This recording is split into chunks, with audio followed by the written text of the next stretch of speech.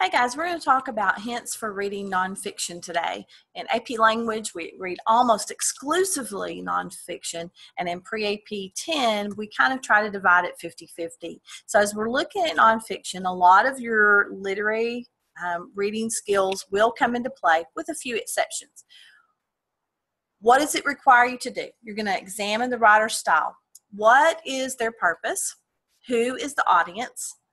What are the elements of the style that we could talk about? Rhetorical devices, strategies, moves, patterns, elements of argument. And then you have to explain and comment on how these elements support the author's purpose or big idea. The big question for you to ask as you're reading nonfiction is who is saying what, to whom, to what end or purpose, and why.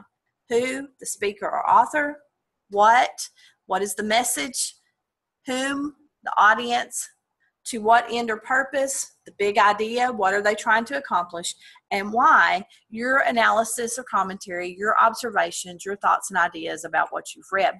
When we think about the rhetorical triangle, we know that communication takes three elements: an author or speaker, a subject, and an audience, all joined together by purpose, intention, the author's big idea.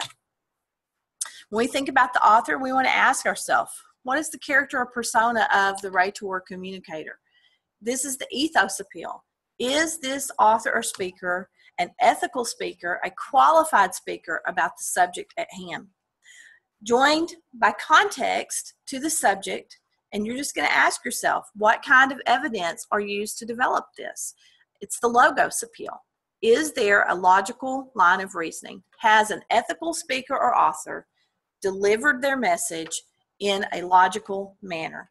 And of course, connected to the pathos appeal, audience, what knowledge, ideas, attitudes, or beliefs does the audience have? And this is that emotional appeal. What does the speaker or author want the audience to think or feel or do in response to what they have written or communicated?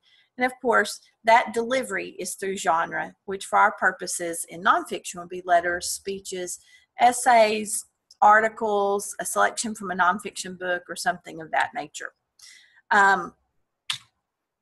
Remember that when we think about context, context is just the audience, persona, purpose, what was going on, what was the exigence or urgency at the time this message was written, just the rhetorical context, all those things surrounding the communication that impacted it. We've talked about Soapstone in the past, but remember an easy way to look at this is using Soapstone: speaker, occasion, audience, purpose, subject, and tone. And all of those things working together. And you're going to reflect probably almost all of those things in any introductory paragraph you write about a nonfiction work. Remember, when we're working a nonfiction passage, annotation is going to help us begin to organize our thoughts. And this doesn't mean taking a highlighter and turning the whole passage yellow.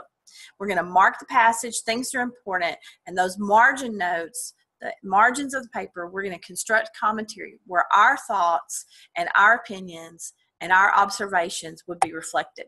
Now, how do you start with that annotation? Well, you look for logical chunks of text. We'll be talking about that in the coming weeks.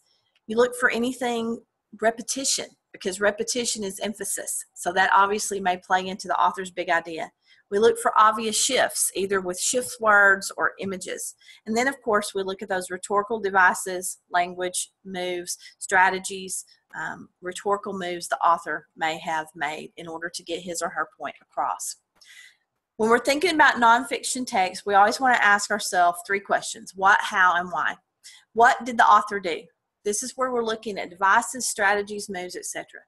The author used hyperbole. Or if you don't know the word hyperbole, the author deliberately exaggerated. How did he do that? That's text evidence. You're going to pull evidence out of the text to prove the hyperbole or whatever device or strategy you're talking about was there. And then the why part is, well, why did the author do that, and how did it achieve purpose? Again, what did the author want the audience to think or feel or do in response to the text? Remember, the what part is your claim. You're claiming that that device or strategy is present in the work.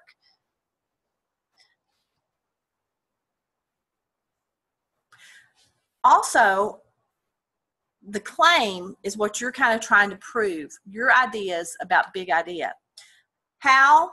This is text evidence. Going in, pulling a bit of text out. Try to keep your embedded text evidence 6 words or less. And then the why part is your commentary or your explanation, answering that question. What did the audience want, or the author want the audience to think or feel or do in response? So how should a paragraph of analysis look when we're responding to nonfiction? The what part of your paragraph is probably only going to take 1 or 2 sentences. You're going to introduce your analysis point, identifying that device or strategy or move, either by name or simply by describing it. The how part of the paragraph, another 1 to 2 sentences, just providing that text evidence through a direct quote or a paraphrase or a reference to the text. And the why. This is where you're going to go. It says 3 to 5 sentences here, but even 2 to 4 sentences is workable.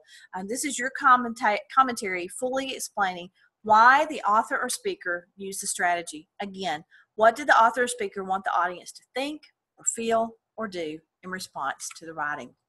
Always coming back to the big question, who is saying what to whom, to what end or purpose, and why. And you notice that purpose got really large there because the author's driving idea or big idea is always key in nonfiction writing and deciphering what action was the author hoping to exact from his or her audience. Thanks, and I look forward to reading some nonfiction with you.